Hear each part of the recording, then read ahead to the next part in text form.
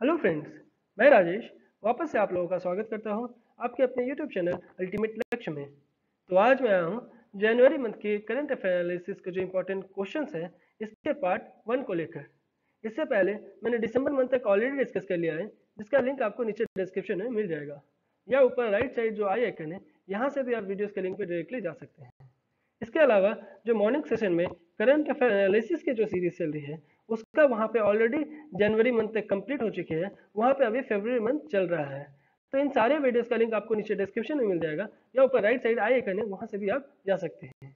इसके अलावा आप हमारे साथ टेलीग्राम या ट्विटर इन दोनों आपको प्लेटफॉर्म के माध्यम से आप जुड़ सकते हैं, जहाँ पे आपको वीडियोस का लिंक और पीडीएफ दोनों सही टाइम में एक ही जगह मिल जाया करेगी। तो जिसका लिंक आपको नीचे डिस्क्रिप्शन में दिया हुआ है, आप जाके जुड़ सकते हैं। इसके अलावा एक और बात बताना चाहूँगा कि जो भी हमारे फ्रेंड्स सीएसई और ईपीएफओ के लिए तैयारी कर रहे हैं, तो करंट अफेयर्स के लिए जैसा कि मैं हमेशा पहले से भी बोलते आ रहा हूँ कि 90% से 95% तक का यहाँ पे मैं सिलेबस कंप्लीट कराने वाला हूँ। तो बिल्कुल आप निश्चिंत होकर मेरे साथ बने रहें। करंट अफेयर्स के लिए मैं आपको अश्योरमेंट दे रहा हूँ, स्टैटिक पार्ट बस अपना जहाँ से भी अभी तक आपने किया है आप बस उसको जितना हो सके उतना टाइम मल्टीपल टाइम्स रिविजन करते रहें, उतना ही ज़्यादा आपके लिए फायदा होगा। ठीक है, तो आज हम बहुत सारे इंपॉर्टेंट क्वेश्चन आंसर करने वाले हैं, जिसमें से आपको कुछ फीमेल के जो फीमेल फार्मर्स है ना, वुमेन फार्मर, उससे रिलेटेड कुछ क्वेश्चन है, कुछ आपको इंपॉर्टेंट इनिशिएटिव्स भी है उससे रिलेटेड जानेंगे, ईट राइट इंडिया मूवमेंट से रिलेटेड भी जानेंगे। तो ये सब कुछ आज हम लोग देखने वाले हैं। बने रहिए, अंत तक वीडियो को देखिएगा और प्लीज जितना हो सके पार्टिसिपेट करने की कोशिश करिएगा। जितना ज्यादा आप पार्टिसिपेट करते हैं उतना ही ज्यादा मैं अपने आप को खुद को मोटिवेट कर पाता हूँ। ठीक है, इसके अलावा आप मेरे साथ कुछ पर्सनली भी जुड़ सकते हैं इन सोशल मीडिया प्लेटफॉर्म के माध्यम से, जहाँ पे आपको मेरे सारे लेक्चर्स के जो पीडीएफ है ना या सारे जो भी अपडेट्स है ना, वो सारे आपको आपको सोशल मीडिया प्लेटफॉर्म के माध्यम से मिल जाएंगे। जैसे ये फेसबुक, ट्विटर और ये इंस्टा, इन तीनों की आईडी हो गई ये। इसके अलावा टेलीग्राम से भी आप जुड़ सकते हैं, जहाँ पे सेम चीज जो कि आपको चैनल के माध्यम से मिल रहा है वो चीज यहाँ पर भी आपको मिल सकता है। इसके अलावा आप ये मेरे सारे पर्सनल आईडी है। ठीक है, इसके अलावा आप हमारे चैनल के माध्यम से बहुत सारी इनोवेटिव क्लासेस का लाभ उठा सकते हैं, जिसमें आपको ऑलरेडी मैं यूपीएससी का करवा ही रहा हूँ यहाँ पे, सीएससी और ईपीएफओ का। इसके अलावा बहुत ही जल्द स्टेट पीएससी में आपको बीपीएससी और डब्ल्यूपीएससी, इन दोनों का भी बहुत जल्द क्लास स्टार्ट होने वाला है। तो इन आप बने रहें, जितना ज़्यादा अगर आप लोग उनके नोटिफिकेशन, जैसे बीपीएससी का नोटिफिकेशन जो लोग ने देख लिया और प्रिपेयर करना चाह रहे हैं, तो वो हमारे साथ बने रहें, बहुत ही जल्द क्लास स्टार्ट होने वाला है। इसके अलावा जो एसएससी और रेलवेज का प्रिपरेशन करते हैं, उनके लिए मैं बता दूं कि ऑलरेडी हमारे चैनल के माध्यम से आपको इन दोनों के लिए बहुत ही अच्छी सीरीज चलाया जा रहा है, जो कि बहुत ज़्यादा आपको मतलब ऐसे रिस्पॉन्स भी मिल रहे हैं कि बहुत सारे व्यूअर्स अभी देख रहे हैं, कमेंट में पार्टिसिपेट कर रहे हैं, क्वेश्चन आंसर में आ रहे हैं। तो प्लीज़ आप लोग अगर यदि एसएससी या रेलवेज का प्रिपरेशन कर रहे हैं या आपके कोई फ्रेंड्स जो कि इन एग्जामिनेशन का प्रिपरेशन कर रहे हैं, तो प्लीज़ उनसे शेयर जरूर करें कि हो सकता है कि मे बी एटलीस्ट अगर आप 1% का भी फायदा उनको पहुंचा पा रहे हैं, तो अपने आप को ऐसा समझिए कि आपने जो भी इनिशिएटिव लिया है इस तरह का किसी भी एग्जामिनेशन या सेंट्रल गवर्नमेंट में आने का, तो आपने बहुत ही अच्छी तरीके से अपने निभा भी पा रहे हैं। तो कहीं भी ऐसा पीछे नहीं हटना चाहिए अगर आप 1% का भी किसी को सपोर्ट कर पा रहे हैं। ठीक है, तो ये सब इनोवेटिव क्लासेस हो गया। और जो भी हमारे फ्रेंड्स सब्सक्रिप्शन नहीं किए हुए हैं, अभी तक सब्सक्राइब नहीं किए हुए हैं, प्लीज़ सब्सक्राइब कर लें और नीचे जो बेल आइकन है यहाँ से भी आप वीडियोस के मतलब बेल आइकन भी प्रेस कर लें, जिससे कि आपको वीडियोस के लिंक सही टाइम में मिल जाया करेंगे। बढ़ते हैं हमारे अपने क्वेश्चन आंसर वाले सीरीज की तरफ। उससे पहले एक हमेशा की तरह एक मैप क्वेश्चन करेंगे, जो कि आज का मैप क्वेश्चन है आपको आइडेंटिफाई द टाइनी आइलैंड। ठीक है, एक टाइनी आइलैंड जो कि कैरिबियन सी में बोला जा रहा है कि which is famous as a hub of internet address of artificial intelligence startups. ठीक है, ये एआई का जो स्टार्टअप्स है ना, इससे रिलेटेड ये कहाँ पे, कैरिबियन सी। ठीक है, कैरिबियन सी आप वेस्ट इंडीज से रिलेटेड सुने ही होंगे, जो भी हमारे क्रिकेटर फैन, जो भी हमारे फ्रेंड्स लोग हैं क्रिकेट से रिलेटेड जो रुचि रखते हैं, तो ये कैरिबियन सी है, कैरिबियन एरिया, ये उसी एरिया से रिलेटेड है। ठीक है, तो ये आर्टिफिशियल इंटेलिजेंस के स्टार्टअप्स का एक बहुत ही फेमस इंटरनेट एड्रेस के मतलब वहाँ पे रखा गया है। ठीक है, तो कौन सा जगह है वो, टाइनी आइलैंड, बहुत ही छोटा सा आइलैंड है, वो हो गया आपको एंगुइला। ये एंगुइला कहाँ पे है, तो एंगुइला एक आपको आइलैंड है कैरिबियन सी में, जो कि फाइनेंशियल बेनिफिशियरी है of two latest trends in technology. ठीक है, कौन सा लेटेस्ट टेक्नोलॉजी, एआई और वैनिटी यूआरएल। ठीक है, वैनिटी यूआरएल को यूनिफॉर्म रिसोर्स लोकेटर, जो कि इंटरनेट एड्रेस का भी नाम है। ठीक है, यूआरएल आप सुनते होंगे, यूआरएल सेटिंग्स कभी कभी करते हैं, यूआरएल एड्रेस मिलने से आप डायरेक्टली गूगल में जो टॉप में आता है वहाँ पे आप डालते हैं और यूआरएल एड्रेस है, तो उनसे रिलेटेड से कुछ ना, ये छोटा सा टाइनी आइलैंड आप देख पा रहे होंगे, ये एंगुला, ये हो गया ये एरिया। ठीक है, ये देख पा रहे होंगे पूरा जो एरिया है ना, ये आपको कैरिबियन सी है, ठीक है। यहाँ पर देख पा रहे होंगे कैरिबियन सी हो गया, ये सॉरी ये आपको कैरिबियन आइलैंड हो गया। यहाँ पे आपको ये इसके ऊपर आपको नॉर्थ अमेरिका मिलेगा, तो ये नॉर्थ अमेरिका का जो सबसे नीचे वाला कंट्री है मेक्सिको, जहाँ पे आपको ये गल्फ ऑफ मेक्सिको दिख रहा होगा, ठीक है। मियामी हो गया, ये फ्लोरिडा हो गया, ये यूएसए का पार्ट है, ठीक है। इसके अलावा यहाँ पे आपको हवाना दिख रहा है, क्यूबा कंट्री है। उसके अलावा आपको यहाँ पे प्यूर्टो रिको है, उसके अलावा यहाँ पर और भी छोटे छोटे कंट्री है, ट्रिनिडाद एंड टोबैगो है इधर। उसके अलावा पनामा है इधर, आप देख पा रहे होंगे, जिसका कैपिटल पनामा सिटी है। हाल ही में अभी ग्वाटेमाला और एल सल्वाडोर हमने ऑलरेडी देखा है, हॉन्डुरस भी देखा ही है, ठीक है। तो ये सब कुछ कुछ इंपॉर्टेंट कंट्रीज है, प्लीज इसे याद रखिएगा, जितने ज्यादा रखेंगे उतने याद रखेगा। ये नीचे हो गया सारा, ये आपको साउथ अमेरिका है, ये एरिया से, ठीक है। ये एरिया से आपको नीचे साउथ अमेरिका दिखेगा, ठीक है। ये वो कुछ कुछ बेसिक मैप से रिलेटेड, थोड़ा बहुत अपना मैप भी जब कोई भी एरिया अगर रहता है न्यूज में तो उससे रिलेटेड थोड़ा जान लिया करिए, काफी ज्यादा इंपॉर्टेंट हो जाती है। बढ़ते हैं हम लोग अपने क्वेश्चन आंसर के सिलसिले के तरफ। प्लीज जैसे क्वेश्चन आप लोग के पास आए स्क्रीन पे, प्लीज वीडियो को पॉज करेंगे, उसके बाद फिर खुद से अटेम्प्ट करेंगे। जितना ज्यादा आपको लग रहा है कि आप अपना अप्रोच लगाएंगे, जो भी आपका अप्रोच लगाएंगे आप देखेंगे कि क्या सही है। आपने एक दो तीन एक एक चीज करके सारे चारों स्टेटमेंट को कैसे करके आपने रीड आउट किया, उसके बाद देखेंगे कि किस जगह में आप गलत हो रहे हैं और किस जगह में आपको ये लग रहा है कि हाँ मैंने ये अप्रोच से किया था पर ये अप्रोच से आंसर सही आ गया बट उतना ज्यादा नहीं आया। तो देखते हैं कि मेरे आप फिर उसके बाद मेरे आंसर के जो टेक्निक है ना उस पे से आप कंपेयर करेंगे, जो फिर आपको मतलब आपको एनालाइज कर पाएंगे कि किस जगह में आप गलत हैं, ठीक है। तो हमारा पहला क्वेश्चन हो गया आपको प्रेसिडेंट रूल से रिलेटेड, ठीक है। प्रेसिडेंट रूल से रिलेटेड यहाँ पे काफी ज्यादा इंपॉर्टेंट रहता है ये हमेशा। प्रेसिडेंट रूल से रिलेटेड बोला जा रहा है, आपको दो स्टेटमेंट दिया हुआ है, ठीक है। दो स्टेटमेंट में आपको करेक्ट स्टेटमेंट ही पूछा जा रहा है। पहला बोल रहा है कि the imposition of the presidents rule requires the sanction of both the houses of parliament, ठीक है। तो ये क्या बोथ द हाउसेस है या सिंगल हाउसेस है, ठीक है। ये बोथ द हाउसेस बोल रहा है या सिंगल हाउसेस बोल रहा है, ये आपको यहाँ का कीवर्ड हो गया, ठीक है। उसके अलावा यहाँ पे दूसरा जो स्टेटमेंट बोल रहा है कि president rule can not be revoked without cabinet, तो कैबिनेट के बिना क्या वापस से प्रेसिडेंट रूल रिवॉक किया जा सकता है। चलिए देख लेते हैं। अगर बोला जा रहा है कि अगर प्राइम मिनिस्टर इस तरह का सोच रहे हैं कि प्राइम मिनिस्टर ऐसा सोच लिया कि हाँ रिवोक करना है हम लोग को वापस से प्रेसिडेंट रूल, तो क्या ये रिवोक किया जा सकता है बिना कैबिनेट का अप्रूवल के। तो ये चीज यहाँ पे अभी आपको पूछा जा रहा है, ठीक है। तो आपको सही आंसर हो जाएगा ऑप्शन ए, यानी स्टेटमेंट 1 ही सिर्फ सही है, बाकी आपको स्टेटमेंट 2 गलत है। क्यों? क्योंकि स्टेटमेंट 2 में जो बोल रहा है ना, ये यहाँ पे ये बात सही नहीं है कि बोला जा रहा है कि अगर रिवोक करना है प्रेसिडेंट रूल तो government can use a special section of the union government transaction, ठीक है। गवर्नमेंट अपना जो बोल रहे हैं कि अपना स्पेशल सेक्शन है ना, ये यूज कर सकते हैं यूनियन गवर्नमेंट का ट्रांसैक्शन से रिलेटेड, जो कि आपको बिजनेस रूल 2000 मतलब बिजनेस रूल 12 में ये दिया हुआ है, ठीक है। जो भी पार्लियामेंट का भी तो कुछ रूल्स है ना, तो उनसे रिलेटेड उनके बिजनेस रूल 12 में ये दिया हुआ है कि वो अलाउ करता है कि revocation of president rule without cabinet approval, अगर कि प्राइम मिनिस्टर डीम अपना प्राइम मिनिस्टर इस तरह का नेसेसरी समझ रहे हैं तो वो अपना कुछ रूल 12 का यूज करते हुए वापस ला सकते हैं। बट हाँ, रूल 12 में ये भी बोल रहा है कि government of India transaction of business rules है ना, जो 1961 में जो बनाया गया था, वो अलाउ करता है कि ऐसे करके ये अपना डिस्क्रिशन जो पावर है ना, इसका ये यूज तो कर सकते हैं, बट उसमें भी कुछ कुछ कंडीशंस जैसे चला है कि इट बोल रहा है कि अगर प्राइम मिनिस्टर बोलते हैं इन केस और क्लासेस ऑफ केसेस परमिट और condone a departure from this rules to extend he deems necessary, कहीं भी अगर उनको नेसेसरी उनके हिसाब से लग रहा है तब वो कैबिनेट का मतलब ये देखिए प्राइम मिनिस्टर का ही एक बहुत ही एक डिस्क्रिशनरी सॉरी ये प्राइम मिनिस्टर का ही एक डिस्क्रिशनरी पावर है जो कि वो यूज कर सकते हैं, ठीक है ना। बढ़ते हैं अगला क्वेश्चन की तरफ। अगला क्वेश्चन हो गया आपको अबाउट एशिया पैसिफिक अवार्ड से रिलेटेड। तो एशिया पैसिफिक अवार्ड से रिलेटेड आपको यहाँ पे 3 स्टेटमेंट दिया हुआ है, ठीक है।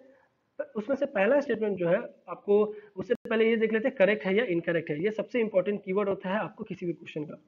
तो पहला स्टेटमेंट बोल रहा है कि it is awarded by UNESCO, ये हो गया यहाँ का कीवर्ड, ठीक है।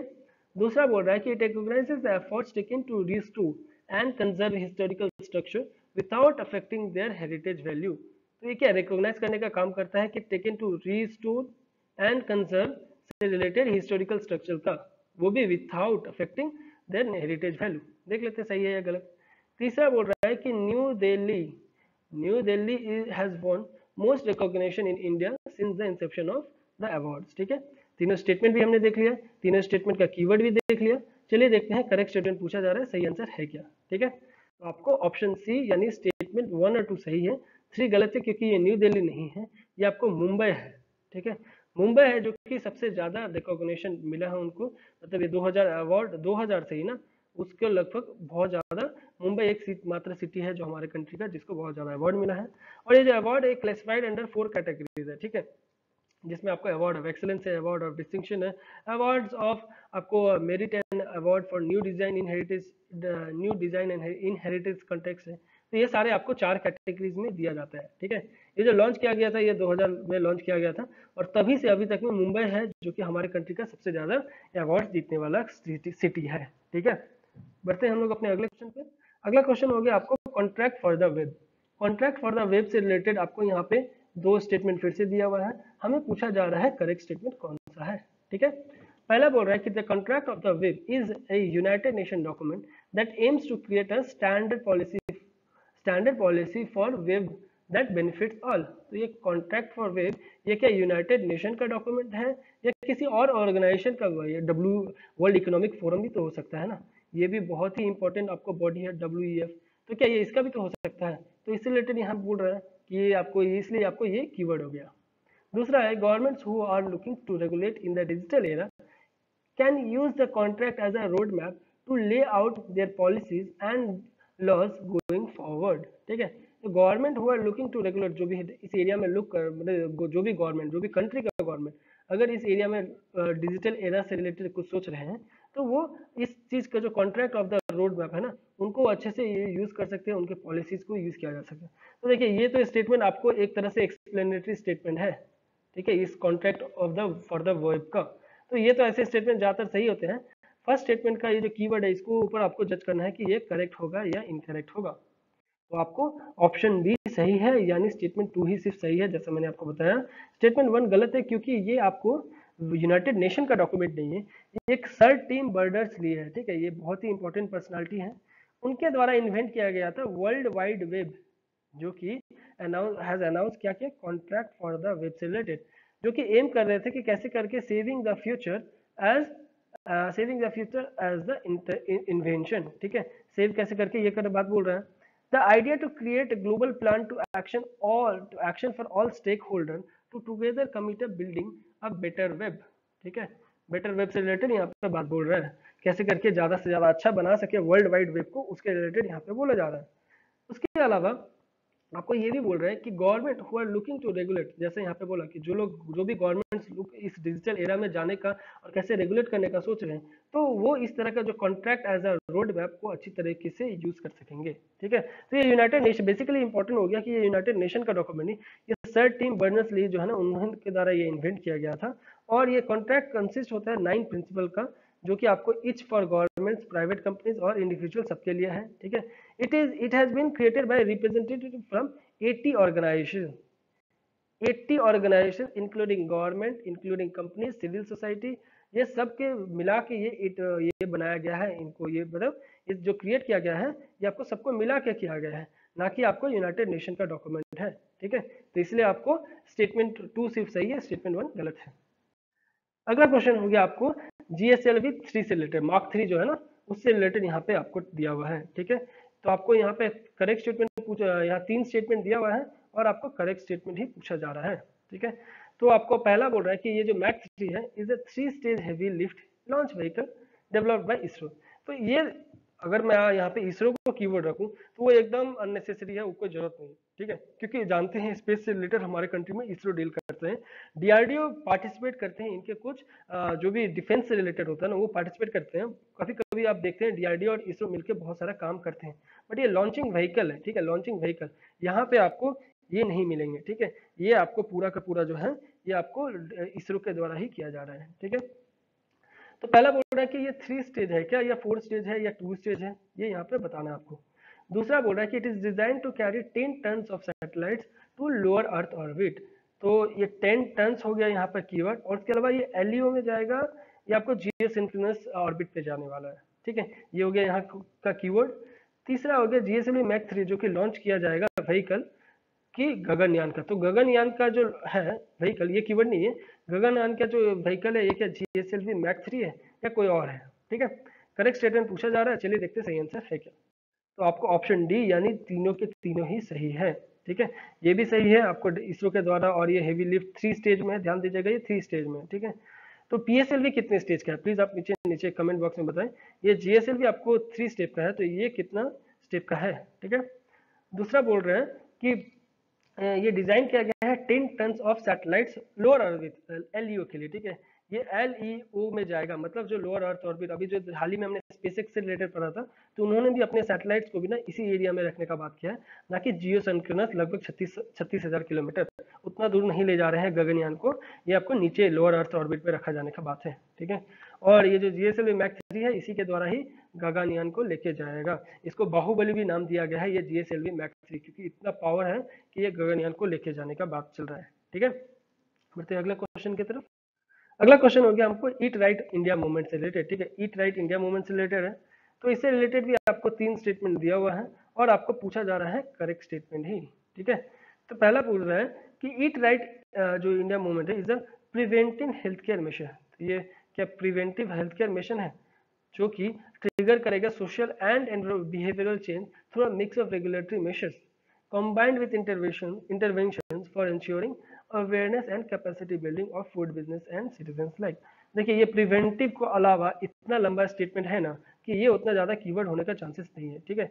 इसलिए ऐसे स्टेटमेंट ज्यादातर हमेशा सही होते हैं, क्योंकि एक तरह से एक्सप्लेन कर रहे हैं ईट राइट इंडिया मूवमेंट को, बट ये प्रिवेंटिव एक थोड़ा कीवर्ड हो गया। आंसर करते वक्त मैं आपको फिर से बताता हूँ। ये लॉन्च किया गया है एफएसएसआई के द्वारा, बोला जा रहा है ऐसा, तो ये क्या सही बात है, चलिए देख लेते हैं।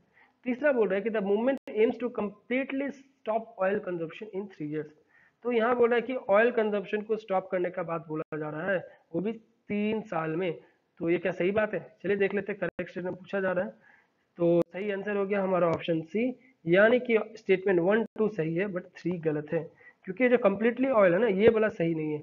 ये कट डाउन करने का बात किया गया है सॉल्ट और शुगर को और ऑयल कंजप्शन को बाय 30%, ठीक है। कट डाउन करना है, कंप्लीटली नहीं, वो 3 साल वाला बात तो सही है, ठीक है। कट डाउन करना है बट आपको खत्म ये नहीं करना है, ठीक है। इसके अलावा एफएसएसआई ने प्रिस्क्राइब किया है कि टीपीसी जो है ना टोटल पोलर कंपाउंड, उसको 25% के लोगों में लाना पड़ेगा to avoid the harmful effects of reuse cooking oil. हमने ऑलरेडी रूको इनिशिएटिव पढ़ा है बहुत बार कि रूको कैसे करके, उससे रिलेटेड हमने डायग्राम्स भी देखा था, हमने उसके रिलेटेड क्वेश्चन भी किया है, तो एक और देखिए फिर से आपको उसी से मिलता जुलता क्वेश्चन मिल गया, ठीक है। बढ़ते अगला क्वेश्चन पे। ये आपको महिला किसान सशक्तिकरण परियोजना, इससे रिलेटेड मैंने आपको स्टार्टिंग में आपको इमेज भी दिया था कि महिला जो है कि वो किसान जो है महिलाएं, उनसे रिलेटेड बहुत सारे इनसिक्योर चीज हैं हमारे सोसाइटी में, तो उससे रिलेटेड यहाँ पे एक इनिशिएटिव आया है और यहाँ पे बोला आपको 2 स्टेटमेंट भी इसी से रिलेटेड दिया हुआ है और हमें यहाँ पे करेक्ट ही पूछा जा रहा है, ठीक है। तो पहला स्टेटमेंट में बोल रहा है कि महिला जो है ना MKSP, ये इसके द्वारा बोला जा रहा है कि ये एक सब कॉन्टिनेंट है नेशनल फूड सिक्योरिटी मिशन का। तो क्या ये आपको NSFM जो है ना NFSM, इसका क्या सब कॉन्टिनेंट है, to improve the present situation of women in agriculture, ठीक है। अब वुमेन का है तो ये महिला पहले ही यहाँ पे दे दिया है, तो अब ये मैं तो अब इसको तो नहीं ले सकता कीवर्ड, ठीक है। बट हाँ ये जो बॉडी है ना जिसके द्वारा ये बोला जा रहा है कि सब कॉन्टिनेंट है, इसको हम लोग कीवर्ड मान सकते हैं, ठीक है। दूसरा ये प्रोजेक्ट जो है ना are conceived in which a manner that the skill base of the women in agriculture is enhance to enable them to pursue their livelihoods on a sustainable basis, ठीक है। देखिए ये बोला जा रहा है, आप इसको जब स्टेटमेंट को पूरा पढ़ोगे ना तो आपको एकदम ऐसा ही लगेगा कि ये सही बात ही बोल रहा है।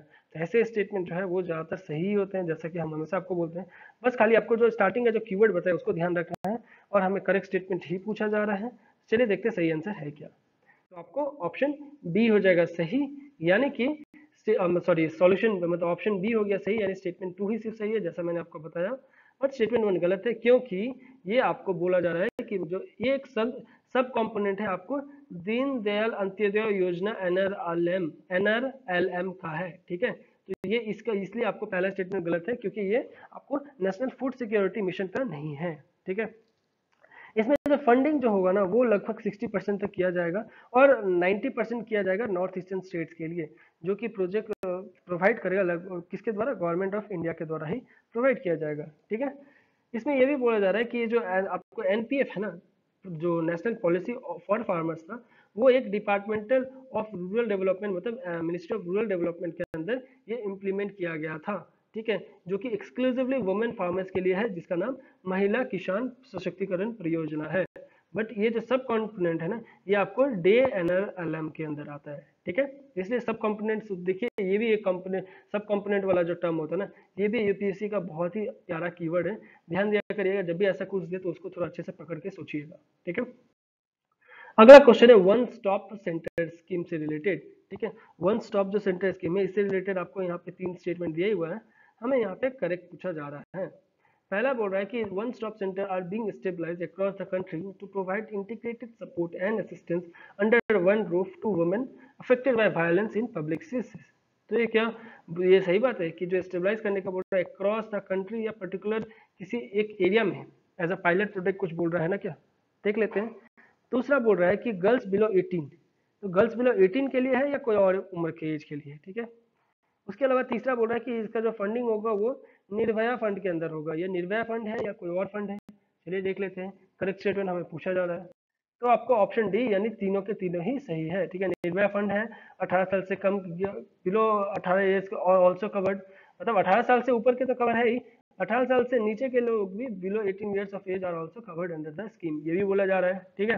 तो इसीलिए आपको ये बहुत ही ज़्यादा इंपॉर्टेंट है। बट आपको ये जो मिनिस्ट्री ऑफ वुमेन से रिलेटेड ना, ये पॉपुलरली जो नोन है, इसको सखी करके बोला जाता है, ये ध्यान दीजिएगा कि वन स्टॉप सेंटर स्कीम है ना, इनको सखी करके बोला जाता है, जो कि मिनिस्ट्री ऑफ वुमेन के द्वारा ही लाया गया है, और ये एक पूरी तरह से सेंट्रली स्पॉन्सर्ड स्कीम है, जो कि गवर्नमेंट के द्वारा ही पूरी तरह से लिया जाएगा अंडर निर्भया फंड, ठीक है।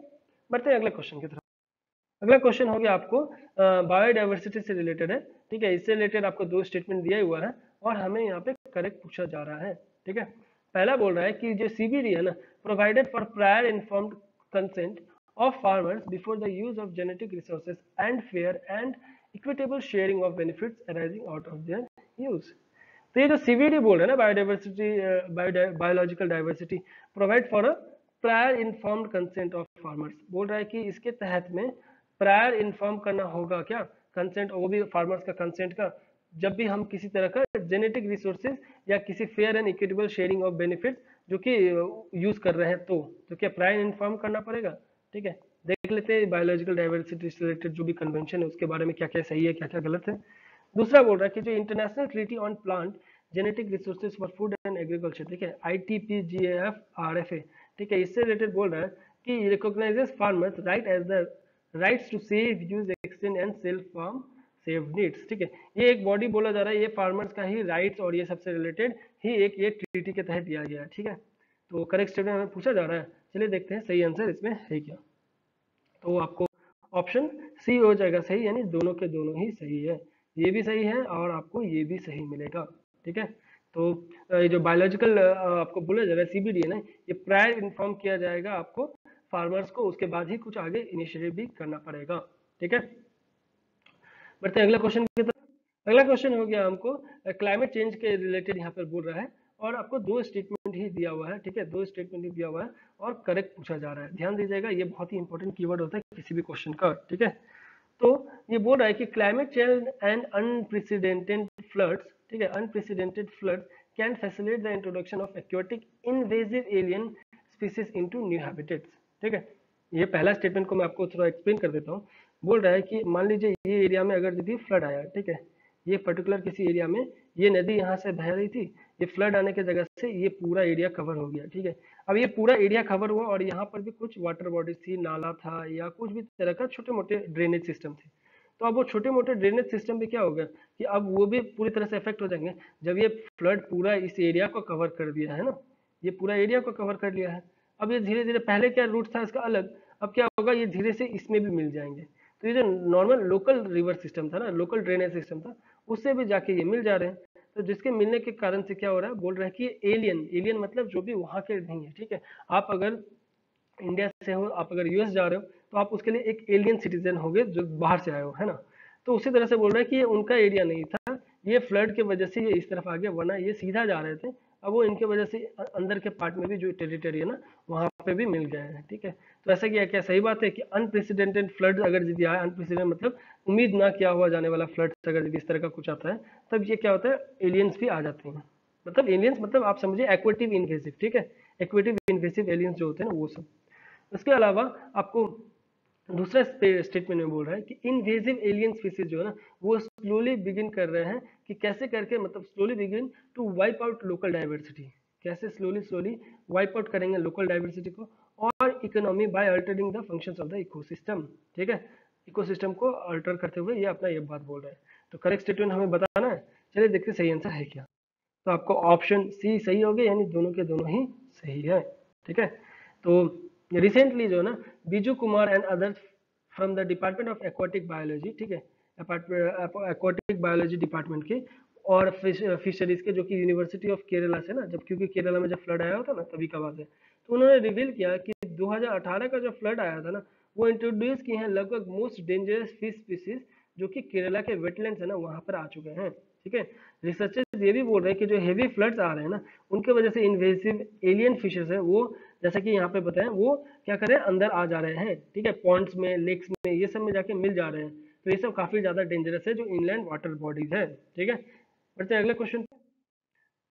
विच of the following are natural carbon sinks. तो ये आपको नेचुरल कार्बन सिंक्स कौन सा है ये आपको बताना है, सही कोड क्या है ये हमको दिखाना है। ठीक है, तो आपको ऑप्शन सी हो गया, यानी 1 2 3 4 सही है, 5 सही नहीं। ये नेचुरल गैस प्यूरिफिकेशन प्लांट्स, ये प्लांट्स है, ये तो हमारे द्वारा ही मतलब कुछ प्लांट बनाया जाता है ना, तो ये नेचुरल गैस कैसे होंगे। ठीक है, नेचुरली कैसे करके ये कार्बन सिंक करेगा, सिंक करने का मतलब अपने अंदर स्टोर कर लिया एक तरह से। ठीक है, सॉइल में कार्बन जाके होता है, आप भी जानते हैं, ओशन में होता है, ग्रासलैंड्स में होता है, कोरल रीफ्स भी करते हैं जिस वजह से उनका हालत खराब है। तो ये सारे चीजें आप देख पा रहे होंगे, ये सब प्लांट, सॉइल और ओशन यहाँ पे चले जाते हैं।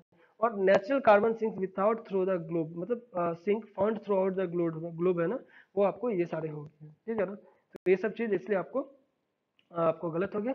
बाकी सारा चीज जो है आपको, मतलब पांचवा जो है वो गलत हो गया, बाकी सारे सही है। ठीक है, बढ़ते अगले क्वेश्चन की तरफ। अगला क्वेश्चन हो गया कार्बन ऑफसेटिंग से रिलेटेड। ठीक है, तो आपको ये जो कार्बन ऑफसेटिंग है इससे रिलेटेड भी आपको यहाँ पे 3 स्टेटमेंट दिया हुआ है और हमें पूछा जा रहा है करेक्ट स्टेटमेंट ही।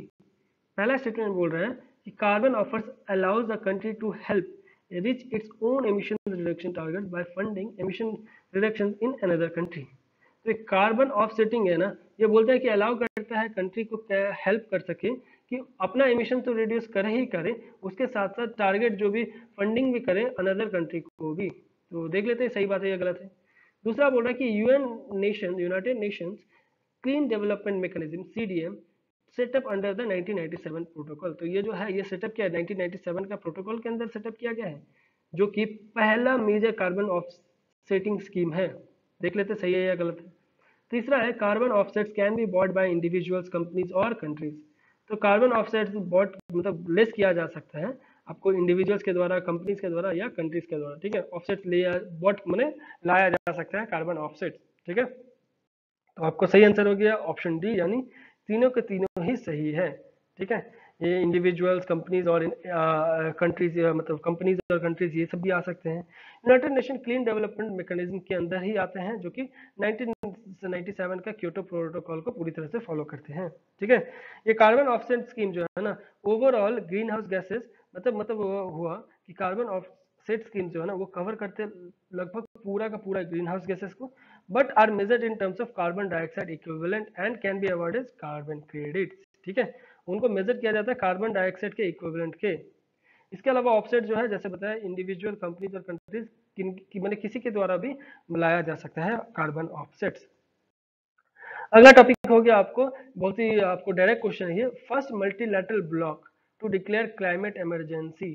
ये कौन है जो कि फर्स्ट मल्टीलैटरल ब्लॉक है, ये मतलब एक तरह से ऑर्गेनाइजेशन है जिन्होंने क्लाइमेट इमरजेंसी डिक्लेयर किया। ठीक है, ये चारों के चारों ही आपको लगेगा क्लाइमेट इमरजेंसी से रिलेटेड कुछ ना कुछ तो इनिशिएटिव लिए होंगे और पिछले 1 साल में इनका मीटिंग भी हुआ ही है। तो ये बोला जा रहा है कि ये कौन सा है, चलिए देख लेते हैं सही बात है। तो ऑप्शन सी सही हो गया, यानी यूरोपियन यूनियन। इनके द्वारा ये बने हैं पहले मल्टीलैटरल आपके जो ब्लॉक जो कि आपको डिक्लेयर किए रहे हैं क्लाइमेट इमरजेंसी।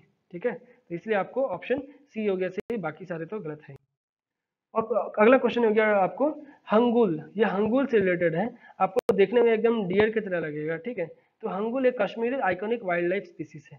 ठीक है, तो उससे रिलेटेड यहाँ पे आपको 3 स्टेटमेंट दिया हुआ है और बोला जा रहा है करेक्ट स्टेटमेंट क्या होगा।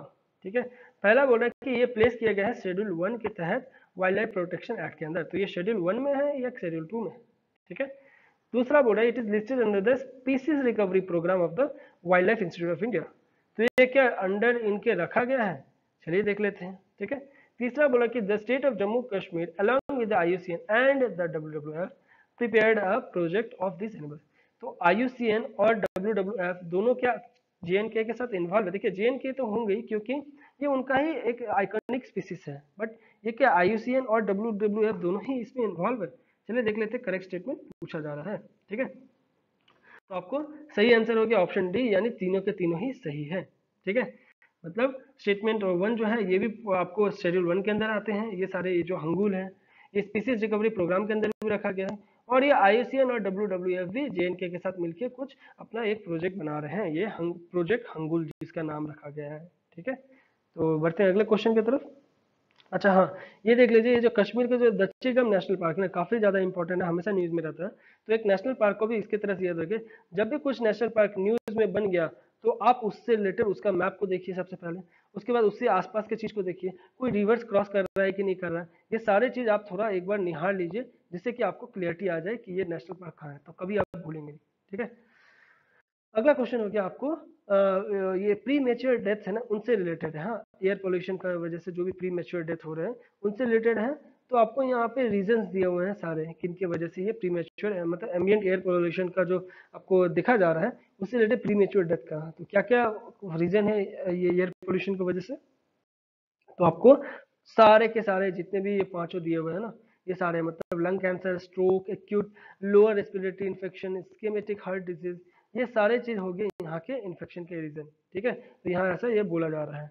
इसके अलावा ये जो आपको इस्कीमिक बोला जा रहा है ना, यहाँ पे जो दे दिया आपको इस्कीमिक हार्ट डिजीजेस, तो ये हो गया आपको एक तरह का मतलब कि जो भी ऑर्गन में जो भी पार्ट्स में अगर ब्लड सर्कुलेशन, मतलब ये एक बॉडी पार्ट है आपका, यहाँ से ब्लड सर्कुलेशन हमेशा फ्लो होता था। ठीक है, अगर ये पार्ट में नहीं जाके ये इधर से ही फ्लो हो रहा है तो ये ब्लड सर्कुलेशन नहीं जा रहा, ऑक्सीजन नहीं जाएगा वहां से, जो ऑक्सीजन जो अनवेस्टेड है, जो मतलब वेस्टेड आपको कार्बन डाइऑक्साइड है, वो भी ये वापस नहीं ले जा पा रहे होंगे। तो इसके वजह से क्या होगा, ये धीरे धीरे धीरे करके उसमें बहुत सारे डिजीज होने लगेंगे, जिसको बोलते हैं स्कीमेटिक हार्ट डिजीज। तो ये स्कीमेटिक हार्ट डिजीज का रीजन है लगभग 25, ये पॉल्यूशन की वजह से इस तरह का डिजीज होते हैं। 29% जो सबसे ज्यादा होते हैं वो लंग कैंसर का शिकार बनते हैं।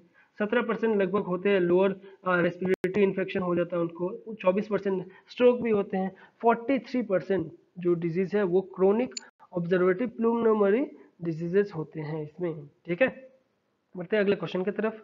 अगला क्वेश्चन हो गया हमको सुमत्रन जो राइनोसोरस है ना उनसे रिलेटेड है। ठीक है, ये सुमत्रन राइनोसोरस से रिलेटेड आपको यहाँ पे 2 स्टेटमेंट दिया हुआ है और आपको करेक्ट ही पूछा जा रहा है।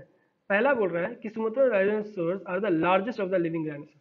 तो ये क्या सबसे लार्जेस्ट है या कुछ और बात है, या स्मॉलेस्ट है। ठीक है, इसका बारे में आपको क्लियरिटी होना चाहिए। सुमत्रा राइनोसोरस है ना वो अभी एक्सटिंक्ट हो चुके हैं, कहाँ से, मलेशिया से, ऐसा बोला जा रहा है। ठीक है, करेक्ट स्टेटमेंट पूछा जा रहा है, चलिए देखते हैं सही आंसर है क्या। तो आपको ऑप्शन बी हो गया सही, यानी सिर्फ स्टेटमेंट 2 सही है, स्टेटमेंट 1 गलत है। ये देख पा रहे होंगे ना, ये आपको सुमत्रन राइनोसोरस है। ठीक है, ये आपको सुमत्रन राइनोसोरस है जो आपको शॉर्टेस्ट होते हैं, ना कि आपको जो बोला जा रहा है यहाँ पे टॉलेस्ट है। ठीक है, वो एक्सटेंड कर चुके हैं मलेशिया से, इसलिए आपको सेकंड स्टेटमेंट सही है। बट पहला गलत है क्योंकि ये smallest of the living rhinoceros है। ये जितने भी यहाँ पे राइनोसोरस है ना, इसमें सबसे स्मॉलेस्ट ये होते हैं, देख पा रहे हो, सुमत्रन राइनोसोरस। इसके अलावा व्हाइट राइनोसोरस है यहाँ पे, उसके अलावा आपको इंडियन राइनोसोरस हो गया ये इधर, उसके अलावा जावन राइनोसोरस हो गया इधर, देख पा रहे होंगे किस तरह का। और इसमें खास बात देखिए, व्हाइट राइनोसोरस में इनके 2 सिंग होते हैं, 2 हॉर्न होते हैं। ठीक है, 2 हॉर्न होते हैं, इसी से आपको सुमत्रन राइनोसोरस है। बाकी आप यहाँ देखिए 1 है, यहाँ भी 1 है, यहाँ पर भी आपको ब्लैक राइनोसोरस है, इसको भी, इनको भी 2 होते हैं। ठीक है, बढ़ते हैं अगले क्वेश्चन की तरफ। ये Tale valley wildlife sanctuary है ना, इनसे रिलेटेड यहाँ पे बोला जा रहा है, काफी ज्यादा न्यूज में बना था, तो आपको बताना है किस जगह में है। ठीक है, देखिए आपको एक तो आपको इधर का दे दिया, मतलब आपको नॉर्थ साइड का दे दिया, बाकी तीनों आपको नॉर्थ ईस्ट साइड है। तो आपको शायद मैं समझा पा रहा हूँ कि कैसे करके कैंसल आउट भी कर पाएंगे अगर आपको एग्जैक्टली नहीं पता है। ठीक है, तो देखते हैं सही आंसर, उसके बाद मैं आपको समझाता हूँ। तो आपका ऑप्शन बी हो गया सही। ठीक है, तो इतना तो समझ के रखिए कि मतलब ऐसे क्वेश्चन में जब आप बाउंड्री लाइन में फंसे हुए ना और आपको कैंसिल आउट करने का नौबत आ गया 4-5 क्वेश्चन का, तो वैसे सिचुएशन में आप इस तरह से कैंसिल आउट करिए कि देखिए यहाँ पे क्या बोल रहा है कि Tale valley wildlife sanctuary कहाँ है, तो ये तीनों तो नॉर्थ ईस्टर्न है, ये आपको एक अलग हो गया, तो इसको पहले कैंसिल कर दिए क्योंकि कंफ्यूजन आपको नजदीकी एरिया में होगा। ये तो आप पहले सेपरेट आउट कर दीजिए, इसको लास्ट ऑप्शन में रखिए, ठीक है।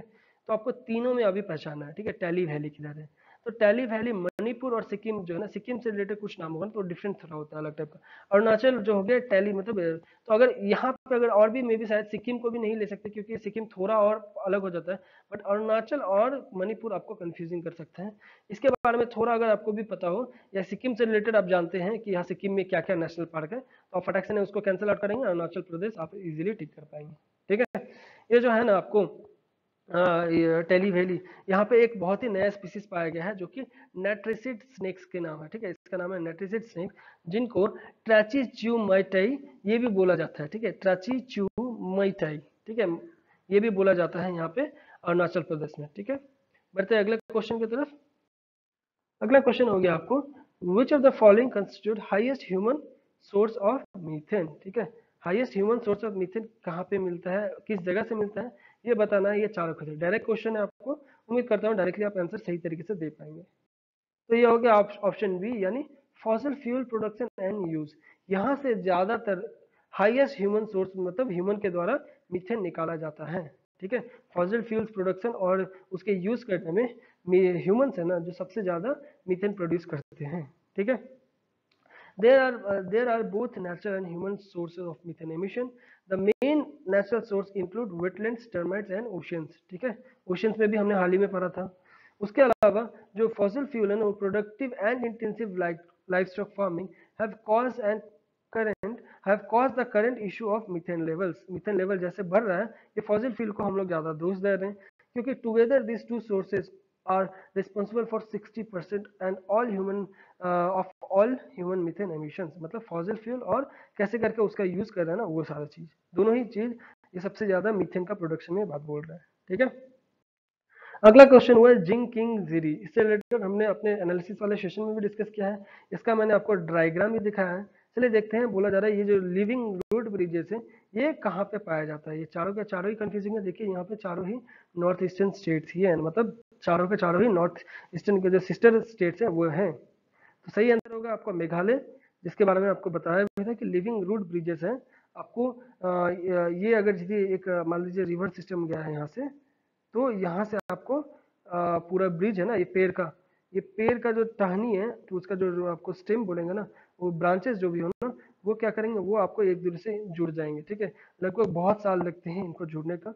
उसके बाद ये जो पेड़ का ये जो बन गया ना ब्रिज, ये धीरे धीरे करते करते ये ब्रिज बन जाएगा। उसके बाद इसको एज ए लिविंग ब्रिज बोला जाता है, और यहाँ से ह्यूमंस या कोई भी एनिमल्स वो क्रॉस कर सकते हैं, और यहाँ से बीच से नदी बह रहा है, ठीक है। तो ये कुछ कुछ बात हुआ, तो इसलिए इसको क्या बोलते हैं, जिंग कीरिंग सी, मतलब लिविंग रूट ब्रिजेस, ठीक है। बढ़ते अगले क्वेश्चन पे। अगला क्वेश्चन हो गया हमारा आपको ऑपरेशन ट्विस्ट से रिलेटेड, ठीक है। तो ऑपरेशन ट्विस्ट से रिलेटेड यहाँ पे आपको दो स्टेटमेंट दिया हुआ है, और हमें पूछा जा रहा है कि करेक्ट स्टेटमेंट क्या है। पहला बोल रहा है कि is a move in which central bank decides to simultaneously buy long dated securities while selling short term securities, ठीक है।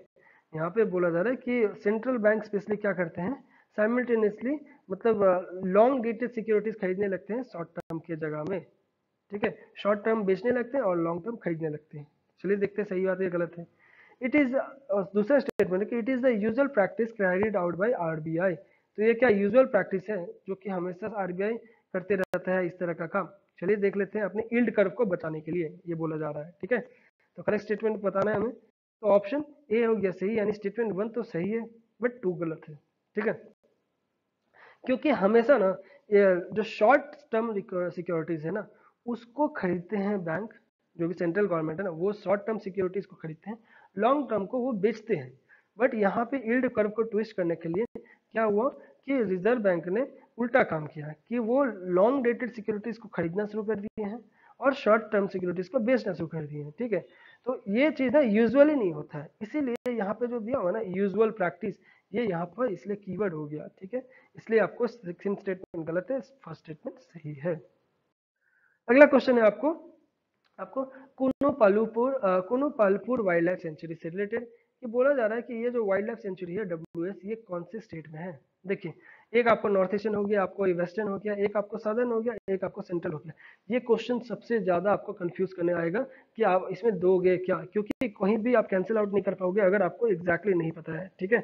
तो सही आंसर इसका होगा ऑप्शन डी यानी मध्य प्रदेश। ठीक है, तो ये न्यूज में इसलिए बना था क्योंकि हाल ही में सुप्रीम कोर्ट के द्वारा जो 7 साल का बैन रखा गया ना, वो यहाँ से हटा लिया गया। क्योंकि स्टार्टिंग में जब ना चीता रीइंट्रोडक्शन प्रोजेक्ट जो है ना, ये हमने अभी हाल ही में डिस्कस किया था अपने पिछले क्लासेस में, तो ये ना वो उस वक्त लगभग 2012 में लाया जा रहा था कि इस जो ये वाइल्ड लाइफ सेंचुरी में ना ये चीता रीइंट्रोड्यूस कराया जाएगा। नमीबिया है ना, नमीबिया अफ्रीकन कंट्रीज है, वहां से लाके। बट ये उस वक्त केस की वजह से वहां पे इतने दिन से बैन किया हुआ था, और धीरे धीरे नहीं होने की वजह से अभी रिसेंटली जाके इनका जो वाइल्ड लाइफ सेंचुरी का जो बैन है ना, वो अभी हटाया गया है सुप्रीम कोर्ट के द्वारा। ठीक है, तो इसलिए न्यूज में बना था, इसलिए हम जान लेते हैं कूनो पल्लूपुर जो वाइल्ड लाइफ सेंचुरी है ये मध्य प्रदेश में है। अगला क्वेश्चन हो गया आपको नेशनल इकोनॉमिक सेंसस से रिलेटेड। ठीक है, तो ये जो सेंसस है इससे रिलेटेड भी आपको 3 स्टेटमेंट दिए हुए हैं, और यहाँ पे आपको करेक्ट पूछा जा रहा है। ठीक है, पहला में बोल रहा है कि नेशनल इकोनॉमिक सेंसस है ना, वो कंडक्ट किया जाता है एवरी 10 ईयर्स। तो ये हो गया यहाँ का keyword, and is crucial for framing of policies and planning for the government and other organisation. ठीक है, तो इसलिए आपको ये हो गया यहाँ का कीवर्ड।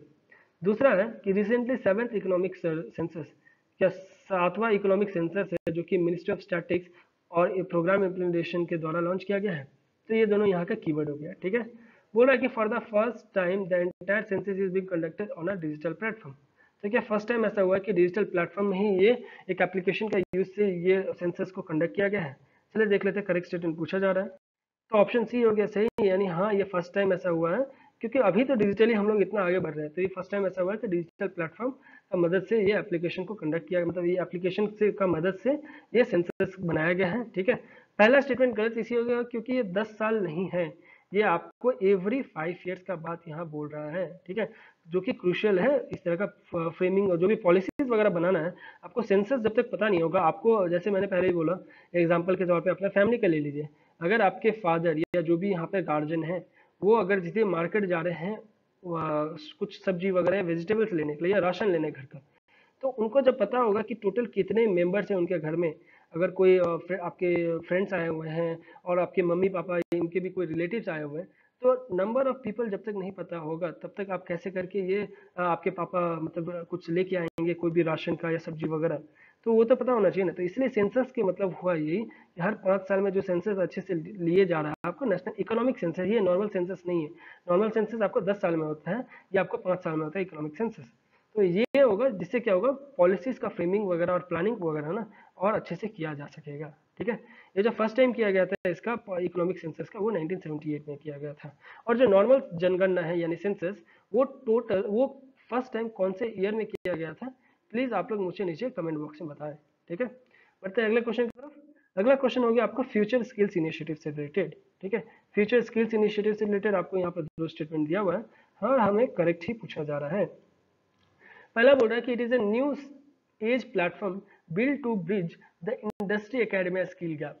तो ये एक नया एज बोला जा रहा है कि प्लेटफॉर्म है जो कि आपको बिल्ड करेगा एक ब्रिज, किसके बीच में, इंडस्ट्री और एकेडमिया के बीच में। ठीक है, क्या सही बात है, इंडस्ट्री और एकेडमिक जो है ना, जो कॉलेजेस या कोई भी यूनिवर्सिटीज, इन दोनों के बीच एक ब्रिज का काम कर रहा है ये क्या, फ्यूचर स्किल इनिशिएटिव। ठीक है, तो ये ब्रिज का काम करेगा, चलिए देख लेते हैं सही बात है कि नहीं, या किसी और ये इंडस्ट्री और किसी और इंडस्ट्री के बीच में, इंडस्ट्री या आईआईटी के बीच में, या कोई और जो भी बात है। ठीक है, दूसरा बोल रहा है कि it is launch by ministry of skill development. तो एमएसडी जो है मिनिस्ट्री, क्या ये है इसमें इन्फॉर्म, चलिए देख लेते हैं, करेक्ट स्टेटमेंट पूछा जा रहा है। तो आपको ऑप्शन ए सही हो गया, स्टेटमेंट 1 तो सही है, स्टेटमेंट 2 गलत है।